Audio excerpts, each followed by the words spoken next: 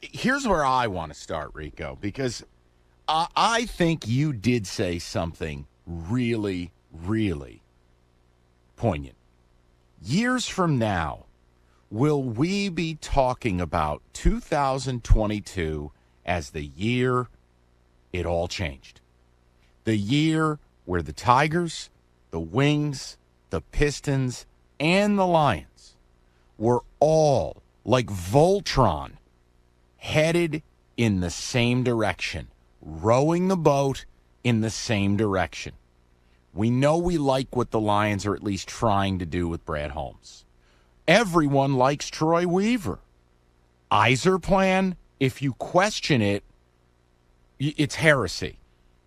And with the Tigers' recent hire, and I thought it was an impressive debut for Scott Harris, people, I want to ask, is this the first time in your life you feel like all four teams have adults running the show, that they're headed in the right direction, and that although they're all bad, minus the Lions, who might be surprising, that brighter days are not only ahead for one or two, brighter days are ahead for all. That's where I want to start the show, because I believe in you, unlike Rico. I believe in the people. No, Mike, I believe in the people. And 248-539-9797, I look at last year, and last year, maybe that would be the last year that the Lions bottomed out at 3-13-1. It wasn't fun. Watching professional sports, you were just hoping to see a glimmer of something. We latched to maybe this guy can lead. Maybe this guy. What about this? And, and now all of a sudden it does seem to everything is just aligning up. And the Tigers were the last one to come to the table with just adults and just really look like they want to try. Because for years it looked like they were happy just being a part of that 15 teams that had no shot, but they would collect from the money from the league. And now they go out, they go get the young analytical guy. He's going to change this thing up. He's going to bring a culture to this program. And Scott Harris, and you're like, okay, now the Tigers have officially made this a foursome. Now we're there, because you're right. You got the Iser plan. You're looking at what the Pistons are doing, and they made a trade earlier today where they're freeing up cap space for next year that they could become a player in the league. They got their 2 draft picks that they have. They have their backcourt. The Lions, 3 draft picks, remember? Duran, Ivy, and they did get 3. You're right, David.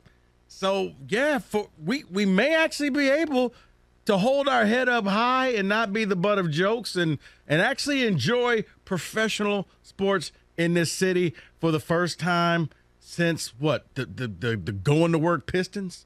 That was probably the last time you saw anything resembling a championship here in Detroit. Right, but remember, all 4 teams pulling in the same direction hasn't happened, because back then the Lions were in the throes of the Millen experiment. Yeah. I'm saying what we're looking at right now, and if you missed the show the other day, it's cool. I get it. I'm elated with the hiring of Scott Harris. I was elated with that press conference. I think, look, man, it's not just because he's not Al Avila. It's not just because Al Avila was the worst general manager ever to be born into space. It's because this guy's everything I've begged this team to do. And it's essentially Chris washing his hands of it and letting an adult handle this thing. 37, analytics, sharp, aggressive, and I thought he was flawless in the press conference. So I want to know from you guys. I have never felt better about the direction of all of our teams than this moment. I've been here since winter of 2004.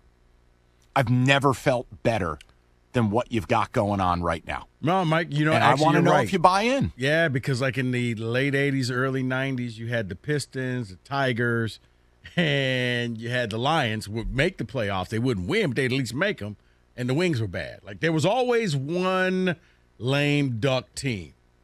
You may have all 4 where it's almost going to be like the year just constantly goes on, and summertime is just not a filler until football season.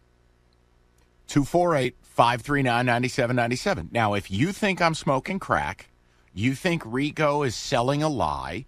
Tell us. But what I want is a conversation about it. That if you think the unbridled optimism about all four teams is unfounded, is wrong, somehow we've been body snatched and Mike and Rico have been replaced by team PR representative, go ahead. Because if there's any show in this town that doesn't give these teams any leeway, you're listening to it. I'm not here to be friends with anybody. I'm here to do the job. And I'm here to give you guys, I try to shoot you right down Main Street. Teams do things I like, I tell you. Right. Teams do things I don't like, I tell you. Guys, I'm telling you, I feel like for the first time in my career in Detroit, which stretches 2 decades, all four of these teams are in good hands, at least at a management level. Hey, man, I can't change who owns them. Right. When I saw Troy Weaver went out there and got Bogdanovich today on an expiring contract for the Pistons, like, okay, they really are going to try to do something in free agency next year. It's a sequential plan. Yeah. And I don't have to, and here's the key, Rico. I don't have to agree with every move, or I may want this to happen now versus later. The bottom line is I can't knock what the end result is going to be. That, look, you nailed it. What the Pistons did today is going to make this summer exciting. Mm-hmm. And while it won't help us win now, it's going to have this light at the end of the tunnel this summer that once we see Ivy, see Cade, see Duran, see Bay, and we know what we have and what we don't have, we can address it in a big way in the summer. It's a plan. Yeah, because look at what I'm sorry, buddy. Go ahead. I was going to say, no, this is what, to me, the Suns did. Young team. Now let's go bring in Chris Paul. And Chris, teach these guys how to win. Now you can do that in free agency next year where you could go get the veteran. You don't even have to get a veteran that you break the bank over, but just somebody to help the young guys get to the next step. David, throw a penalty flag. He's already doing this short sell, budget-friendly. No, all the monies. Yeah. Max players only. Okay, this is the same man who said to go max out Ben Simmons. I think you don't want to say anything, Mike. Yes, I do. David, I didn't. Hey, no. Hey, do you know? Hold on, Mike. Hold on. It's a proven fact. David and Ben Simmons played the same amount of time last season. I didn't realize there was a mental health issue.